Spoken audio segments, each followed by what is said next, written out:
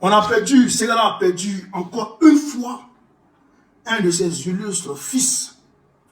Zoumana Bakayoko, Tchombao. Tchomba il a. Le grand frère d'Ahmed Bakayoko. Il est décédé aujourd'hui des suites d'une longue maladie. Depuis le décès d'Ahmed Bakayoko, il ne s'est plus retrouvé. Il s'était même retranché au village à Ségala, où il s'est soigné petit à petit. Mais la maladie a eu raison de lui. Il est décédé aujourd'hui. Il est décédé aujourd'hui, dimanche. Donc, nous prions Dieu pour le repos de son âme. Nous prions Dieu pour le repos de son âme. Que Dieu l'accueille dans le paradis céleste. Dans son paradis. Moi, je suis mal placé pour décortiquer ça. Je suis mal placé. Parce que je suis de Ségala. Je suis de Ségala. Et puis, je suis de l'opposition. Ningakoman, si je parle dedans, ils vont dire c'est un opposant. Ok, j'ai parlé en 2019. 2019, j'ai parlé. 2020, j'ai parlé à Ségala. J'ai fait une vidéo. Si vous vous rappelez, pour ceux qui me suivent, j'avais porté un boubou. Un boubou bleu. J'avais porté un boubou. Et j'avais dit que Ahmed Bakayoko était en danger. C'était en début 2020. J'avais dit ça. Que Ahmed était en danger. Et que le fait que Alassane Ouattara le fasse accuser par les journalistes de narcotrafic, je dis c'est un piège. Parce que quand on veut se débarrasser de son chien, on l'accuse de rage. J'ai dit ça. J'ai dit ça. Et j'ai dit que Ahmed n'était pas en bonne santé. Et que Ahmed était, on va dire, était devenu comme un parasite pour Alassane Ouattara. Il était devenu, frère, un homme solitaire. Tous ses téléphones étaient sur écoute. J'ai dit qu'Alassane Ouattara allait finir par tuer Ahmed. Néni Allah, j'ai dit ça. Wallah, j'ai dit. Mais mes parents de Ségala, ils m'ont insulté.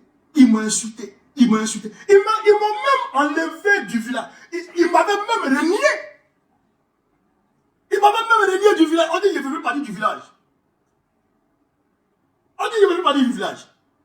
Le préfet de Ségala a ordonné aux gendarmes d'aller chez moi à Wongé pour aller ramasser mes frères. Pour aller ramasser mes frères du village. Pour aller les mettre en prison. Ils les ont pris pour rien et ils sont les mettre en prison. À Ségala. Et on leur a dit que c'est à cause de votre fils, Suleiman, qui est à Paris là. C'est à cause de lui qu'on est venu prendre vos frères là. Enfin, pour essayer de révolter le village contre moi. Mais malheureusement, les vieux du village sont tombés dans le jeu. Ils sont tombés dans le jeu. Ils m'ont jeté l'anathème. On dit c'est à cause de lui là que le village là, il n'avance pas. C'est à cause de Suleiman là que le village là, Ouattara ne fait rien pour le village. C'est à cause de lui là que le village est en retard.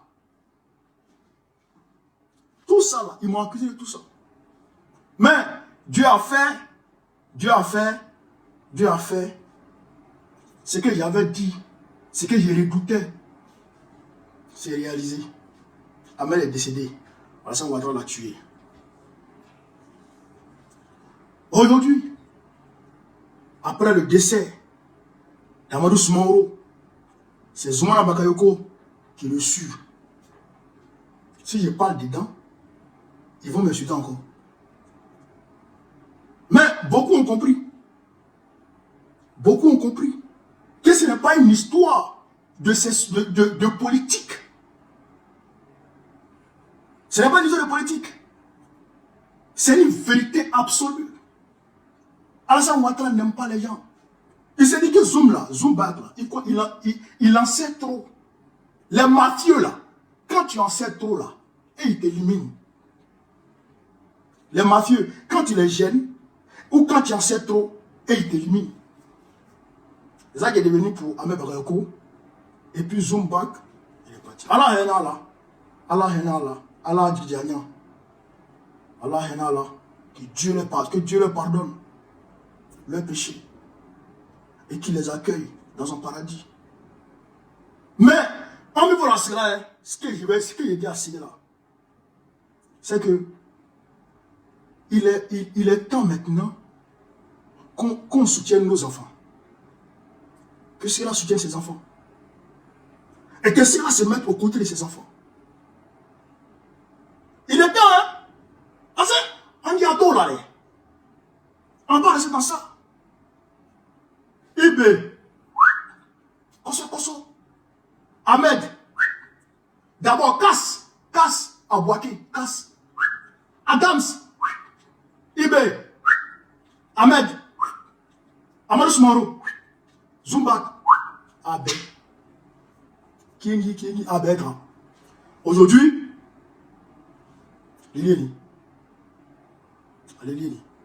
Mais en tout cas, Dieu est grand. Dieu est grand. Moi, je suis pour ces gars-là. Je me battrai pour ces gars-là. Et je fais en sorte que ces gars-là, y compris la Côte d'Ivoire et l'Afrique, que ces gars-là deviennent une ville prospère. Que le Yoruba devienne une région prospère. Ça, je vais me battre pour ça. Ça, c'est une réalité. Alors, j'ai demandé l'Afrique. Quand on a dit ça, le président Laurent Gbagbo, futur président, prochain président de la République de Côte d'Ivoire. Président Laurent Gbagbo, prochain président de la République de Côte d'Ivoire. Il a reçu aujourd'hui, à son domicile, à Abidjan Cocody, il a reçu le premier ministre du Sénégal, Ousmane Sonko. Ousmane Sonko s'est déplacé, il est parti saluer le président Laurent Gbagbo. Il est parti rendre honneur à l'homme. Il est parti prendre des conseils auprès de l'homme. Frère, il allait rendre visite au président Laurent Gbagbo. Ousmane Sonko. Il allait rendre visite au président Laurent Gbagbo. Le voici ici. Le vieux Moro et son petit. Le vieux Moro et son petit. Frère, la dernière vidéo là qui était ici. La dernière vidéo là qui était ici. Vous venez la voir. Le voici ici. Sonko et le président Gbagbo. Alors, il est important que je touche un mot sur la visite de Sonko à Abidjan. Alors, qui a invité Sonko? Sonko a été invité par le premier ministre de Côte d'Ivoire. Non, l'accessoirement premier ministre de Côte d'Ivoire. Le guignolo, Begré Mambé, qui a peut-être André Chapeau de Russe. Le guignolo Begré Mambé qui a invité Eliko Presso, Ousmane Sonko, pour qu'il vienne s'expliquer naturellement sur sa visite au Burkina Faso. Retenez ça, écoutez très bien ce que je suis en train de vous dire ici. Écoutez très bien ce que je suis en train de vous dire ici. Sonko était au Burkina Faso le mois dernier. On est allé ensemble, on allait inaugurer le mausolée Thomas Sankara, la dernière fois ici à Ouagadougou. Invité par le premier ministre Ritaba Jean-Emmanuel Ouedraogo. On a inauguré le mausolée ensemble. Il y a plusieurs accords qui ont été signés entre le Sénégal et Ouagadougou. On va aller mourir pour que vous compreniez de quoi il s'agit. Américain, qui est camarade d'Afrique. Alors, on dit ici, coopération. Le Burkina Faso et le Sénégal signent des accords dans plusieurs domaines stratégiques tels que la diplomatie, la défense, la sécurité, l'économie, le commerce, la culture et le sport. Sonko et puis le premier ministre burkinabé Jean-Emmanuel Ouedraogo. Ils ont signé ces accords-là. C'était en présence de la ministre des Affaires étrangères du Sénégal et du ministre des Affaires étrangères du Burkina Faso.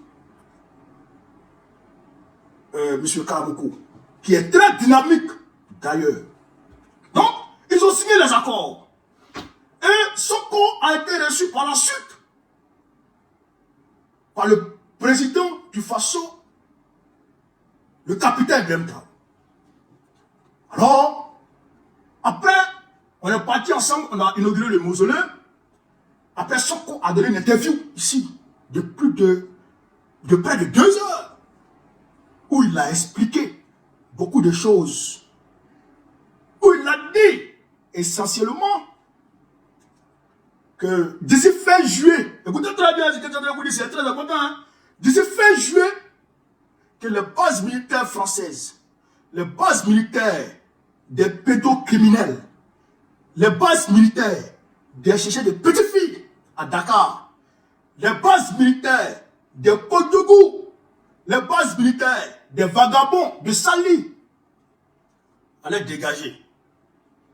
Il a dit ça. D'ici fin juillet, il a dit ça.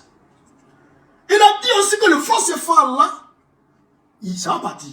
Sonko a dit ça. Il a dit ça. Et quand il a dit ça, il a dit qu'il faut renforcer le panafricanisme. Sonko a dit ça. Qu'il faut travailler à renforcer le panafricanisme. Il a dit ça. Donc, mais c'est des déclarations fortes. C'est des déclarations qui sonnent comme, chers camarades peu d'Afrique, le son des tambours dans les oreilles de Macron. Alors, Macron dit vraiment ce que Sonko a dit là. Ah, Romain. Oh, tout le monde sait. C'était un secret de polichinelle pour tout le monde. Que Sonko, c'est lui qui est le chef d'orchestre au Sénégal. C'est Sonko le chef d'orchestre au Sénégal. Tout le monde sait ça. Diomaye Faye, il est président, mais c'est Sonko le chef d'orchestre. D'ailleurs même, Diomaye Faye a donné le plein pour... En tout cas, il a cédé une partie de son pouvoir à Sonko. Tout le monde a vu ça, non? Voilà. Donc Sonko, il est le chef d'orchestre. Quand il dit, il fait. Donc, au regard de cette déclaration, paniqué par cette déclaration, et paniqué surtout par l'entretien entre leurs excellences, le président du Faso, le président du Faso, capitaine Ibrahim Traoré, et le premier ministre Ousmane Sonko, Macron, il veut savoir qu'est-ce que le capitaine Ibrahim Traoré a dit à Sonko. Qu'est-ce qu'il a dit et qu'est-ce que Sonko a répondu? Comment Sonko a répondu? Qu'est-ce qu'ils se sont dit? Il veut savoir. Donc, il fait un tour d'horizon 180 degrés. Il voit que dans le coin, son toutou, des toutous, son bon chien, des bons chiens, son valet, des valets, est dans les environs. En la personne d'Alassane Draman Ouattara, Alassane Dramatique Ouattara, Alassane Cancer Ouattara, Alassane Kodougou Ouattara, Alassane Waworo Ouattara. Donc, il demande à Draman de faire venir Sonko pour chercher à comprendre qu'est-ce qui s'est passé à Ouagadougou. Et puis il est allé à l'inauguration du mausolée du père de la révolution burkinabé, et je dirais même africaine, Thomas Sankara, veut dire que Sonko, il a un penchant panafricaniste. Qu'est-ce que Sonko allait dire? Quels sont les plans de Sonko? Quelles sont les stratégies? Quelles sont les perspectives de Sonko? Sonko veut faire quoi? Donc il faut appeler, il faut que son Draman cherche à comprendre ça. Alors Draman demande au Waworo de seconde zone, le Kotoukou Begremambé, de faire appel à Sonko. Alors, Begremambé fait le nécessaire pour inviter Ousmane Sonko pour 3 jours. Alors, comme Sonko il est poli, quand les vieux l'appellent, il répond. Donc il a pris son avion et il est venu. Il a été reçu par le Premier ministre. Ils ont parlé et Draman lui-même l'a reçu et ils ont parlé. Draman lui a demandé ce qui s'est passé entre le PIB. Ben, il m'a lui rien dit. Lui, c'est pour parler. C'est Draman lui-même qui a posé des vraies questions. Ah, petit frère, on me dit de te demander qu'est-ce que IB t'a dit. Vous comprenez ça? Ça on dit, mais qui t'a dit de te demander? Il dit, ah, en tout cas, tu sais qui m'a dit de te demander, mais on m'a dit de te demander. Il t'a dit quoi, petit frère? Dis-moi, il a dit quelque chose aux gens là. Quand tu sais que moi, il y a 4 mandats, dis-moi quelque chose, il a dit quelque chose à Macron. Il va me permettre de faire 4 mandats. Donc, Sonko, naturellement, ce qui va nous permettre de comprendre que Sonko n'a pas trahi ses engagements avec le Burkina Faso, c'est sa visite rendue au président Laurent Gbagbo. Est-ce que vous comprenez ça? Est-ce que vous comprenez?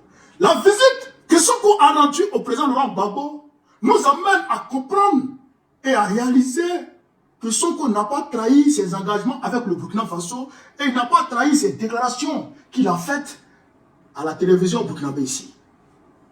Parce que ne travaille pas avec Gbagbo qui veut, ne s'affiche pas avec Gbagbo qui veut, ne démontre pas son soutien à Gbagbo qui veut, sauf qui peut.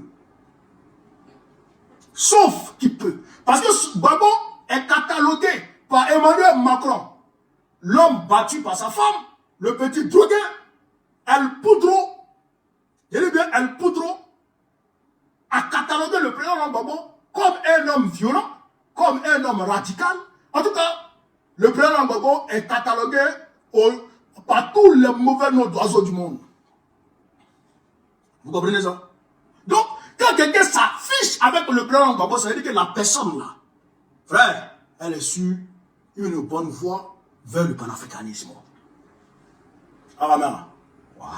Donc ça, il faut retenir ça. Donc ça veut dire que la diplomatie dramanistanaise vis-à-vis du Sénégal a été un fiasco total.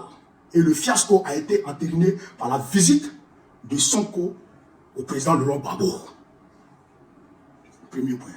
Deuxième point, quand Sonko rend visite au président Laurent Gbagbo, il est en train d'envoyer un message.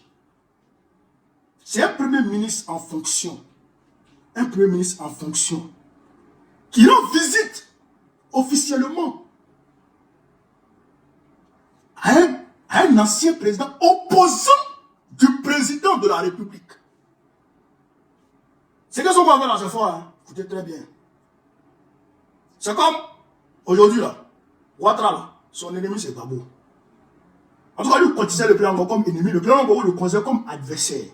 Mais l'ennemi du président Laurent Gbagbo, je le dis si vous pouvez l'écrire, l'ennemi du président Laurent Gbagbo c'est l'impérialisme. C'est son ennemi qui est là pour ça. C'est son ennemi qui est l'impérialisme. Vous comprenez ça? Voilà. Donc, Draman le considère comme un truc, mais comme l'ami de mon ennemi est mon ennemi, hein, Draman là, c'est un pion de l'impérialisme. Donc, ça fait de lui ennemi. Bref. Draman, considérant le président Gbagbo comme ennemi, fait venir Sonko en tant qu'ami. Et Sonko arrive en tant qu'ami de Draman. Il va saluer l'ennemi de Draman. C'est pour dire à Draman, je m'en fous de toi. C'est un message que Sonko envoie à Draman pour dire, non seulement je m'en fous, non seulement les bêtises que tu m'as dit là-bas, dans ton palais là, je m'en fous de ça, mais toi-même là, je m'en fous de toi. Et puis j'aimerais saluer mon camarade Laurent Gbagbo. C'est ça que ça veut dire. Il est parti saluer son camarade Laurent Gbagbo. Vous comprenez ça? Vous comprenez ça? Voilà. Donc, ça, il faut retenir ça. Ça, il faut retenir. Mettez les gars, tapotez, mettez les gars. Ça, il faut retenir ça. Déjà. Deuxième point. Donc, en conclusion de ce point de vue-là, la diplomatie dramanistanaise est un poteau. Et la cerise sur le gâteau,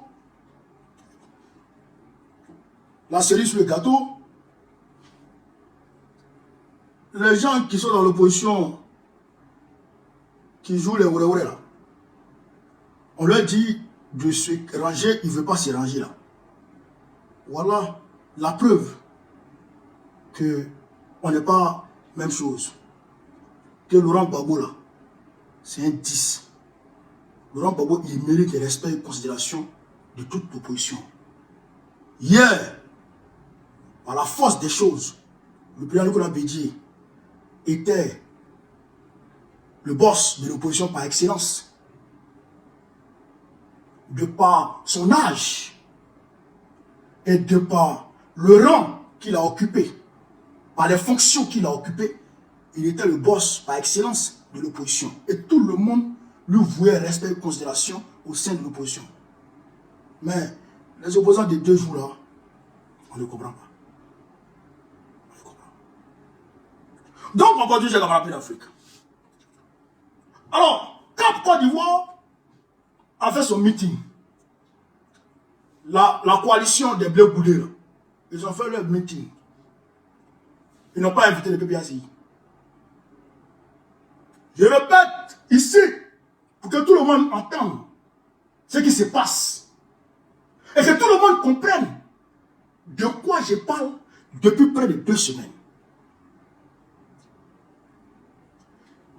Cap Côte d'Ivoire, les Tiam là, ils ont fait leur meeting samedi dernier.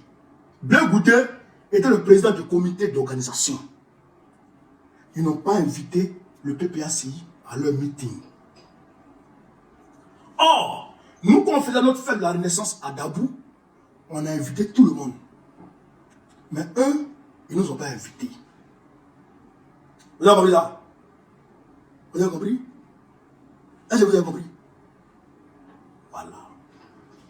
Ça vous dit quoi? Dans un premier, ça vous dit quoi? Ça vous dit ce que je vous dis là, depuis longtemps là. C'est ça qui est la vérité. Macron a pris possession du PDCI RDA. Macron a pris possession du PDCI RDA à travers Tiam.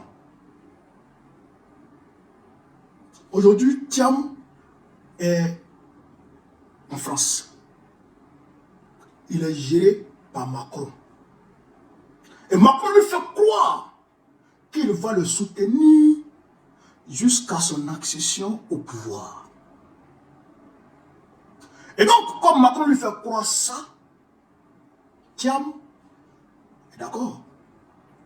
Et Macron, comme on dit, la main qui donne, c'est cette main qui ordonne. Macron dit à Tiam, Macron ordonne à Tiam de se désolidariser du PPACI. De se désolidariser du PPACI parce que il va le soutenir. Du PPACI et du GPS. Vous avez compris ça? Donc, de ce point de vue, Macron arrive ainsi à diviser l'opposition. Macron arrive à diviser l'opposition. Je le dis. Et d'ailleurs, moi et puis les mamans du PDCI là, on s'aime. Quand le président Bédier est décédé, je suis parti à ses funérailles, la dernière fois, là, à Paris.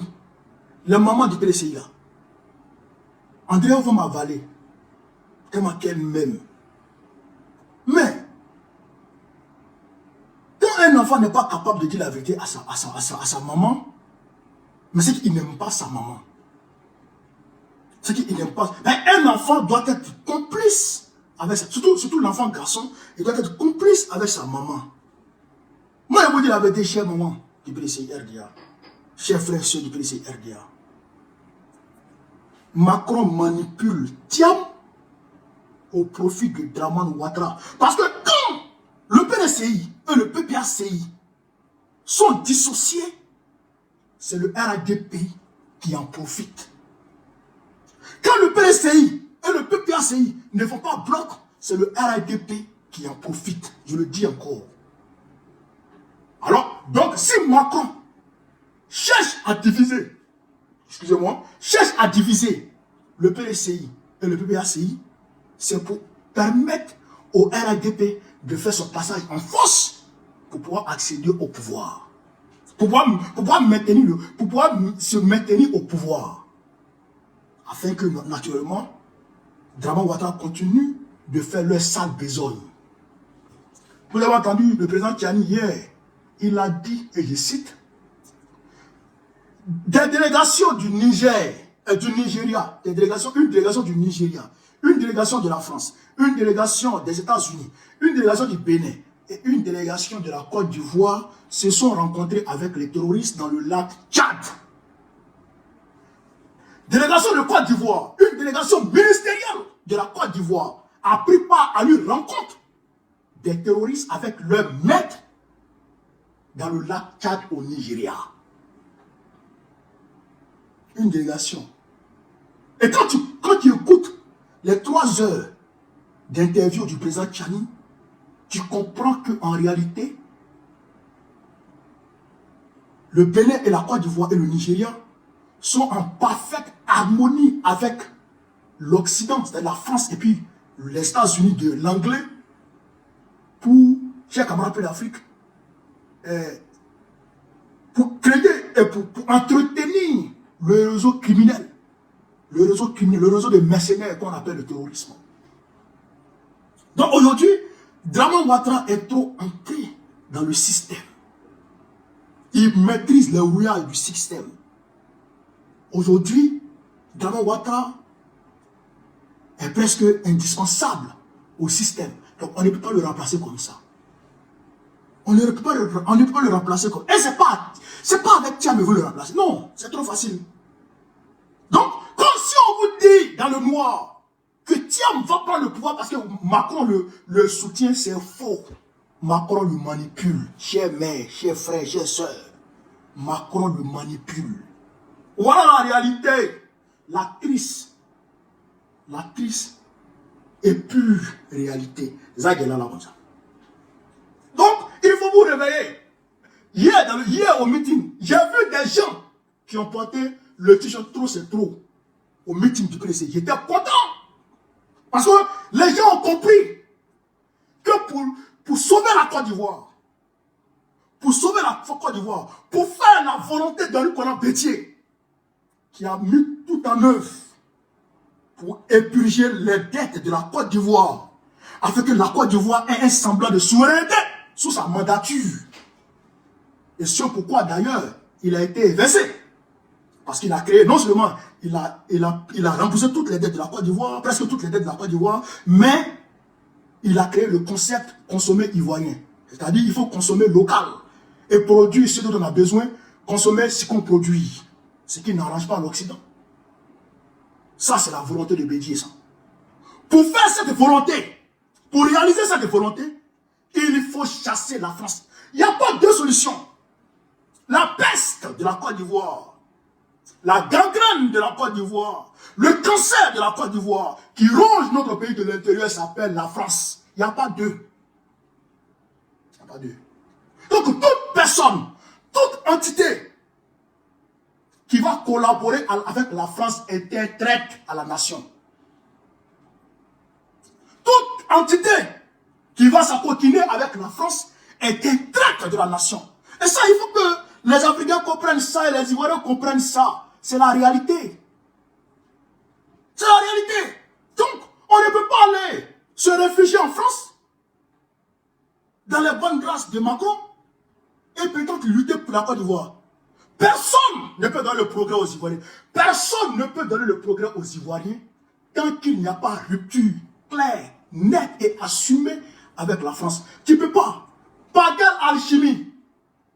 Tu vas pas le faire. Tu ne peux pas. On vous blague et on se blague. Économiste, il faut être... Mais il ne faut pas être économiste seulement. Hein? Oh. Ah tiens. Mais il faut être Bretton Woods même. Il faut être Bretton Woods. Tu ne peux pas sauver ce pays. Tant que la France est là. Tu ne peux pas. Vous pouvez bien essayer. Vous pouvez bien essayer. Pour finir, la Côte d'Ivoire a été mise sous perfusion du FMI. Sous perfusion. Ils ont privatisé toutes nos entreprises. Tous nos secteurs clés ont été privatisés par les Blancs et Dramane. Voilà la vérité. Donc, tu ne peux pas travailler pour la Côte d'Ivoire en étant en collaboration avec la France. Ça ne peut pas marcher. C'est faux, ça. Il faut arrêter de nous emmerder. À Tébé. Mettez-le au terrain. Deuxième remarque, dans leur meeting, les prises de parole se sont succédées. Les prises de parole se sont succédées. Personne, je dis bien, personne, sauf erreur de ma part, n'a fait mention du contrat, de l'accord que Kandja Camara a signé avec la compagnie française Corsair et l'hôpital américain de Paris. Personne n'en a parlé. Personne n'en a parlé. Ça, c'est une bande de collabos. Ça, c'est la lignée de Vichy, ça. Du gouvernement de Vichy, ça. Du Marshal Philippe Pétain. Ça, c'est la lignée de Pétain. Il a dit, au nom de Dieu, réveillez-vous. Réveillez-vous. Réveillez-vous avant qu'il ne soit trop tard. Réveillez-vous. Comment pouvez-vous tenir? Surtout, je parle du président Thiam d'ailleurs. Il faut que je lui parle. Comment, monsieur le président, tu peux tenir un discours avec ce fait d'actualité grave, gravissime, qui frôle le parjure, qui frise le parjure, c'est un parjure. Quand des gens se fourvoient face à la responsabilité, quand des gens trahissent le peuple au profit de leur petite personne et leur famille, c'est un parjure. C'est un parjure. Comment pouvez-vous aller signer un accord avec une compagnie française pour aller se soigner en France dans un hôpital qu'on appelle l'hôpital américain, en abandonnant le peuple, en laissant le peuple à son propre sort? Mais, et puis, un opposant politique prend la parole devant une assemblée et il n'est pas capable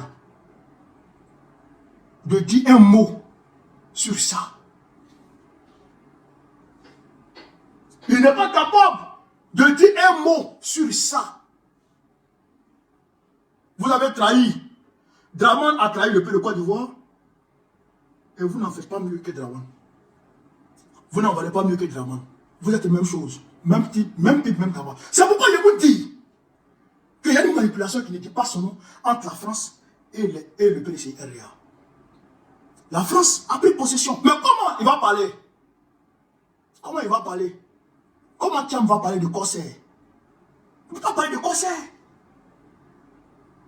Il ne peut pas parler de corsaire. Parce que c'est la France. Ça profite à la France. Il ne peut pas parler de corsaire parce que c'est une entreprise française qui a eu le Margot. Il ne peut pas parler de corsaire parce que c'est une entreprise française qui empoche cet argent. Voilà la vérité. Et ça, c'est dangereux. Ça, c'est dangereux. Et ça, il faut qu'on soit capable de dire ça. Moi, je vous dis ça. Moi, je vous dis ça. Je ne suis pas gêné de dire ça. Je dis ça. Et tu me fais ce que tu veux, frère. Écoutez, et je vous dis, le 12 juin, là, ils vont afficher la liste électorale définitive. Mais Thiam ne sera pas déçu. Il ne sera pas déçu. Mais puisque, comment il sera déçu? Il sera déçu comment? Moi, je ne sais pas. Par quelle alchimie? Parce que jusqu'à preuve du contraire, je n'ai pas encore entendu que le ministère de la Justice a demandé, a envoyé une lettre à la CEI de réinscrire Thiam. Je n'ai pas encore appris ça.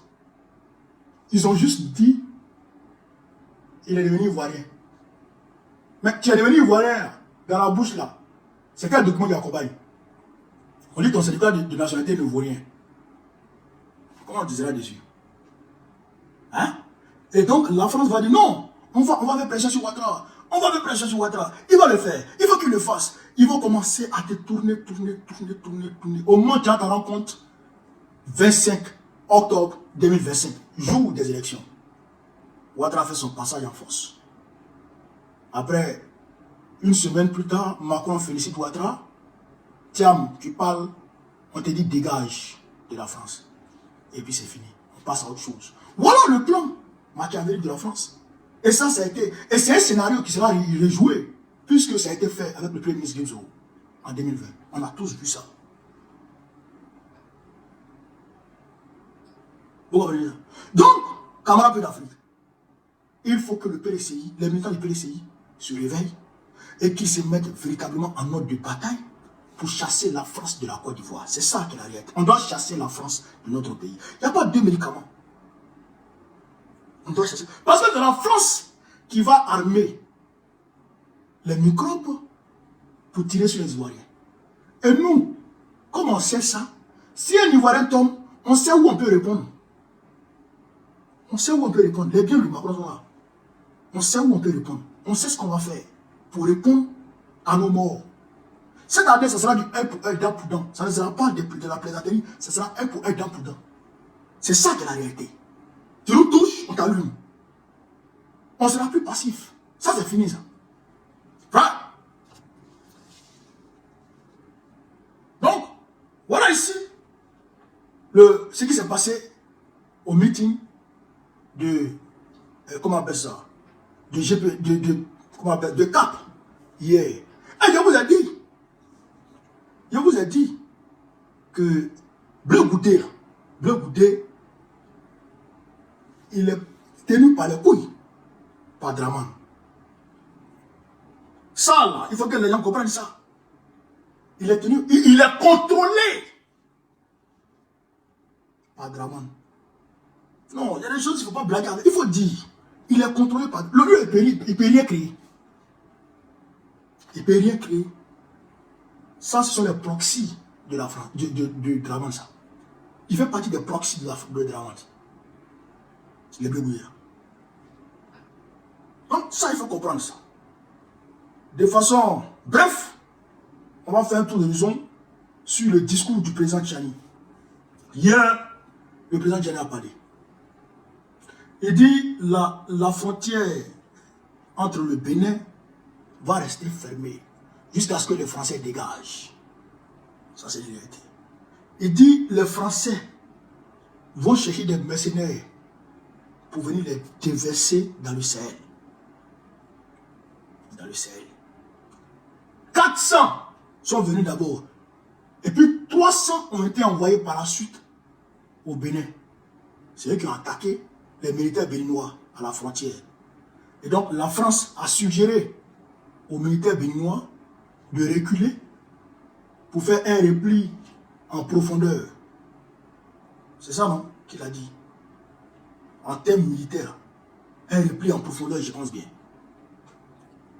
Donc, or, en réalité,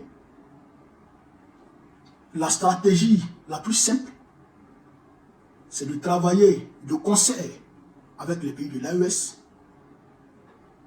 pour prendre en tenaille l'ennemi au lieu de reculer. Donc, de ce point de vue-là, il est clair que Patrice Talon travaille avec les terroristes et la France.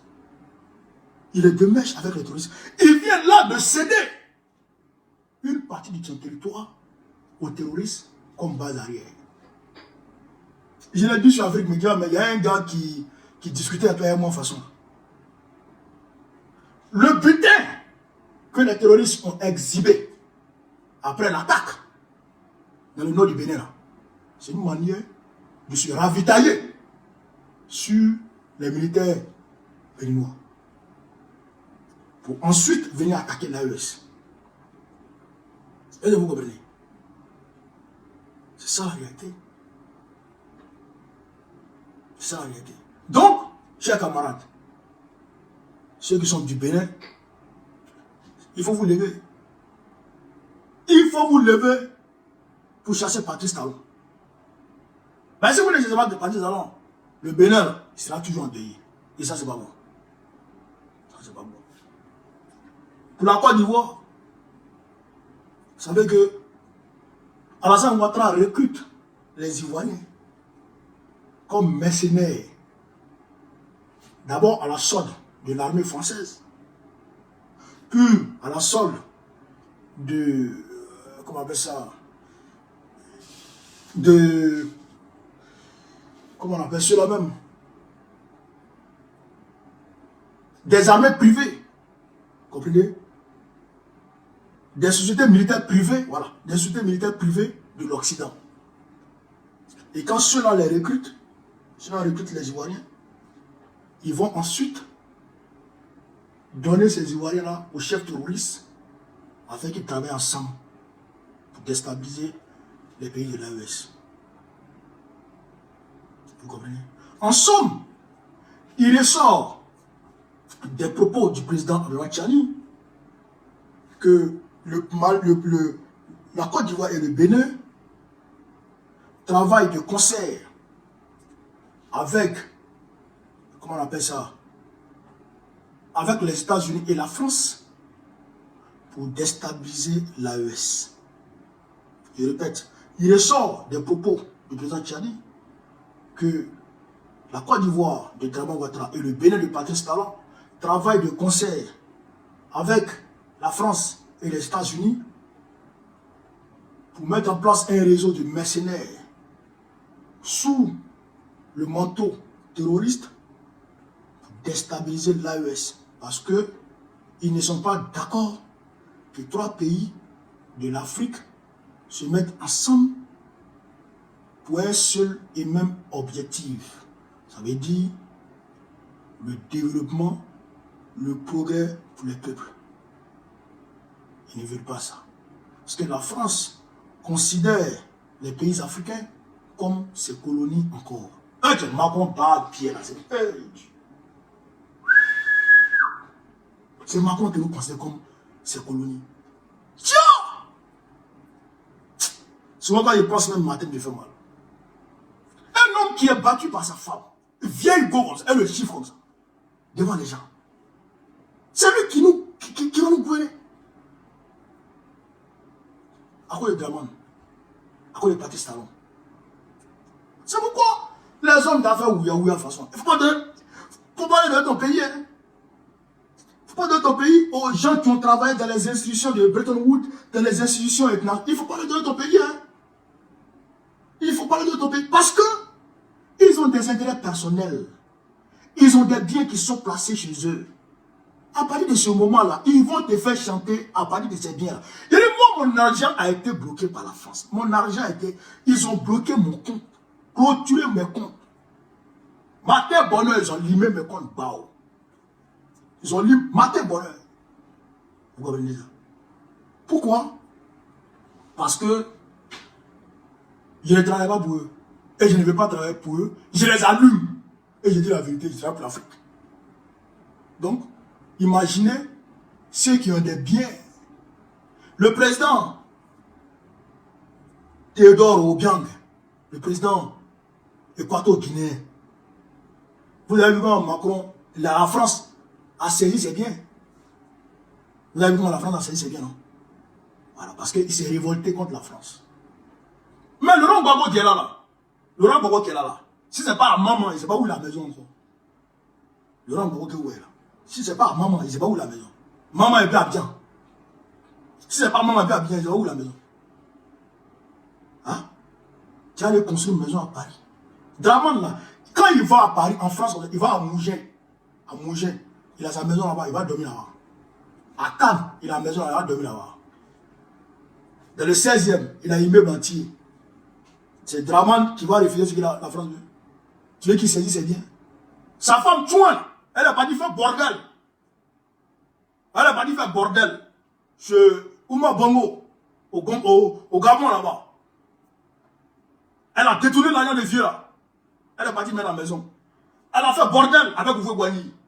En Côte d'Ivoire. Elle a volé l'argent d'Oufoué Boigny, elle a mis en France. Tu veux qu'on vole son argent? Tu veux qu'on saisisse son argent?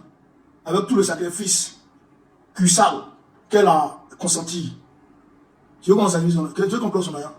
Jamais de la vie. Maintenant, t'as porté la vidéo là, il veut signaler là. Tu sais qu'elle a déposé son argent? Jamais de la vie. Elle n'a pas fait ce que la France ne veut pas. Elle a oublié de faire ce que la France veut. Vous comprenez ça? Donc, ça là, il faut que les gens comprennent ça. C'est parce que Patrice Talon, homme d'affaires de son État, il a placé son argent en France. Son argent est placé en France. Il a des biens en France. Quand il y a pile Fafron, quand on lui dit si tu t'amuses, on va bloquer tes biens ici là. Il se range. Il se range. Vous avez vu ce qu'ils ont fait à Sologium. Son assurance vie. L'argent de son assurance vie. Ils ont bloqué ça. La France a bloqué ça. La France a bloqué ça. Quand tu as tes intérêts en France, là, la France bloque et elle te fait chanter avec tes intérêts. Vous comprenez? Donc ils ne peuvent rien dire à Dramane et puis il va refuser.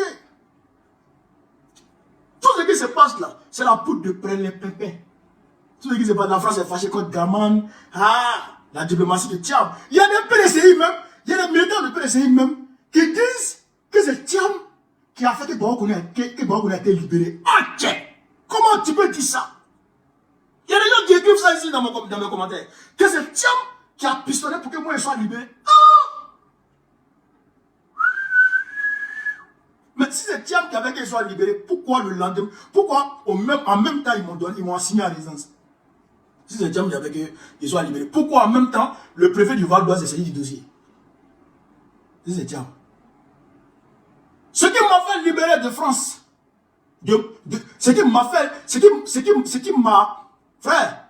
ce qui m'a donné ma victoire sur l'État français là.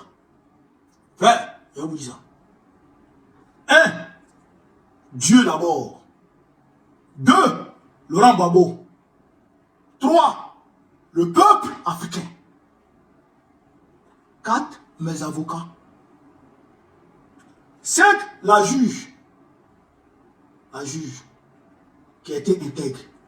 6. Les autorités de l'AES qui m'ont donné un laissez-passer. Sinon, tout le reste est doyi. Koutia m'a dit, ne vous réveillez pas, hein? Ne vous réveillez pas. Les gens nous ont menti que Draman Ouattara avait bateau. Que c'était écrit les yeux d'Abitou Sissé. Bateau là. Tu as vu ça après. On dit qu'il avait jet privé. À de la solution. Jet là, tu sais où c'est basé. On vient encore avec les mêmes mensonges et vous croyez. Attention. Il ne dit pas. Il ne dit pas je ne dis pas au PLCI de ne pas soutenir Thiam. Mais je leur dis de faire attention à la manipulation qui est derrière. Faites attention à la manipulation qui est derrière. Parce que c'est trop grave. C'est trop grave. Et nous, on doit travailler avec quelqu'un qui travaille à la France. Ça, c'est pas la peine. Ça aussi, il faut qu'on le dise. Voilà. Donc, voilà entre autres ce que je voulais vous dire sur cette vidéo pour que vous puissiez comprendre de quoi il s'agit chez Campus d'Afrique. Je vous remercie de m'avoir suivi. On est 750 sur TikTok, on est 1500 sur Facebook. C'est fameux. Continuez à partager, continuez à propager la vidéo. Sur ce, vive l'Afrique libre, vive le panafricanisme, vive tous les présidents panafricains. Babo, président de la République Côte d'Ivoire, en octobre prochain. N'oubliez pas, le 7 prochain, Port-Bouillet, tout le monde à Port-Bouillet, au meeting du président Babo. Tout le monde à Port-Bouillet, tout le monde. Vous avez compris? Voilà. Vive l'AES. Vive le président Ibrahim Traoré. Vive le président Assimi Goïta. Vive le président Abdourahmane Tchani. La patrie ou la mort, nous vaincrons. On est ensemble les gars, merci.